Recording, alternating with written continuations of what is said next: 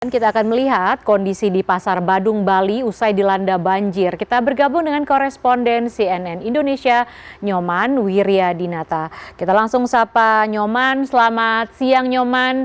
Bagaimana kondisi di Pasar Badung saat ini Nyoman? Iya, Lia, saya berada di Pasar Badung di lantai 1. Tentunya lantai ini tidak terdampak banjir dan pedagang sebenarnya dari H+3 banjir sudah mulai berjualan di lantai 1. Dan saat ini boleh saya update di Pasar Badung sendiri, terutama di lahan parkir basement masih dilakukan pemompaan, belum mengangkat lumpur-lumpur yang masih tebal di sana. Kemudian di sebelahnya di Pasar Kumbasari juga di lantai basement masih dilakukan pembersihan. Dan nanti setelah sampah-sampah bersih, isi kios dibersih baru kemudian disemprot dengan menggunakan air agar nanti bisa digunakan. Namun ada kabar gembira ya bagi para pedagang, artinya nanti sore para pedagang di pelataran di depan basement Pasar Kumbasari termasuk juga pasar sore yang biasanya ada di Pasar Badung ini akan mulai dibuka dan hari ini tengah dipasang instalasi listrik yang kemarin sempat rusak. Kemudian yang menjadi kendala sebelumnya adalah di hari-hari sebelumnya adalah belum tersedianya air, matinya air yang mengalir dari PDAM termasuk juga yang air yang ada di instalasi pasar ini termasuk juga listrik yang belum sempurna sekali menjelang. Nah, saya ingin mengajak Lia untuk melihat bagaimana sih sebenarnya kondisi pasar pasca banjir di hari 6 H+6 banjir di Denpasar ini. Kondisinya sangat sepi sekali, Lia. Walaupun di sini banyak pedagang, ada 1.690 lapak yang ada di Pasar Badung ini, dan mereka dari lantai 1 sampai lantai 3 memang berjualan, namun pembelinya masih dirasa sepi. Seperti yang tampak di lokasi ataupun lapak penjualan sembako, bumbu-bumbu seperti ini misalnya, masih belum banyak dibanding dengan sebelum adanya banjir yang melanda di kedua pasar ini. Artinya sebenarnya kendalanya adalah para pemasok tidak bisa masuk ke pasar, ke parkir pasar karena di parkir lantai ini masih dilakukan pembersihan, termasuk juga masih banyaknya tenda-tenda, termasuk juga peralatan yang digunakan untuk membersihkan basement, mengosongkan atau memompa air. Nah, inilah yang membuat pemasok tidak bisa masuk. Kemudian kalaupun ada pemasok dagangan yang masuk, mereka turun di jalanan, kemudian akan diangkut ke sini begitu, sehingga memerlukan proses. Nah, banyak pembeli yang juga tidak hadir karena mereka diantaranya adalah membeli secara online, termasuk juga belum mendapatkan pernyataan resmi apakah pasar sudah dibuka, mereka di mana bisa parkir, dan sebenarnya memang tempat parkir ketika mereka membeli bahan dalam jumlah banyak, mereka tidak bisa mengakses, mendekati ataupun berada di area parkir yang ada di pasar ini. Saya ingin mengetahui seberapa banyak sih pengurangan atau seberapa besar. Ibu boleh bergabung sebentar dengan nama siapa Ibu?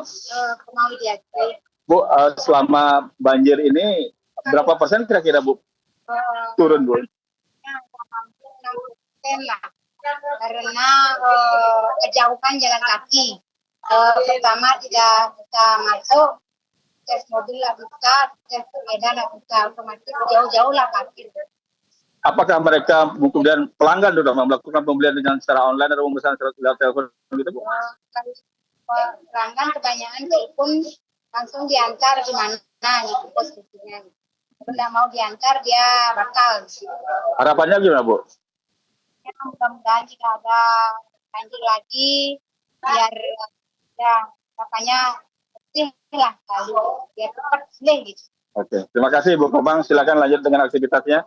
Ya, itulah kondisi para pedagang, artinya mereka tidak bisa banyak mendapatkan keuntungan dibanding dengan sebelum adanya banjir seperti ini. Dan tentunya lihat tidak hanya berpengaruh atau berdampak pada para pedagang di sini, termasuk juga para pemasok, namun juga mereka yang mencari rezeki di tempat ini, misalnya seperti ibu-ibu yang biasanya kalau ramai para pembeli, mereka akan mendapatkan kesempatan untuk membawa barang belanjaan dengan cara dijunjung di kepala. Boleh tahu dengan Ibu siapa? Mbak Wayan Ernawati. Ibu? Wayan Ernawati. Berapa persen Bu penurunan pendapatan pasca banjir? 80%.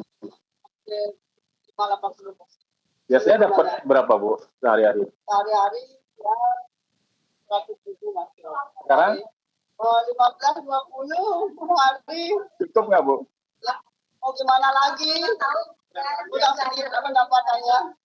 Dapat bantuan nggak selama tidak bisa bekerja atau sedikit pendapatan Bu? Saat ini belum sih. Harapannya Bu? Harapannya sih semoga cepat pulih lah keadaan pasarnya gitu. Seperti setiap hari dia bisa mencari nafkah di sini kayak semula gitu aja.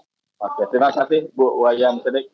Ya, itulah Lia kondisi tidak hanya para pedagang namun juga para buruh junjung ataupun buruh sun di Bali dibilang mereka juga terpengaruh dan kita berharap proses pembersihan pasar juga cepat dilakukan termasuk juga instalasi air dan listrik sehingga para pedagang lebih nyaman termasuk juga para pembeli pemasok bisa dengan leluasa masuk ke depan ini untuk mengirimkan barang-barang dan berjualan.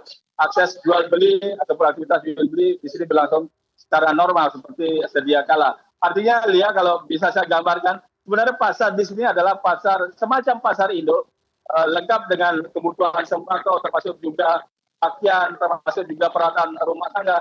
Biasanya pasar ini itu ramai dikunjungi oleh para pemilik restoran, hotel. Mereka biasanya berbelanja sedikitnya satu mobil pickup untuk memenuhi kebutuhan di restoran maupun hotel tempat mereka bekerja. Dan hari ini mereka konon katanya lebih memilih berbelanja di tempat lain, di pasar-pasar lain, termasuk melalui jalur online ataupun via online, sehingga mereka tetap bisa memenuhi kebutuhan untuk para tamu wisatawan yang berkunjung ke Bali. Balik ke Anda, ya.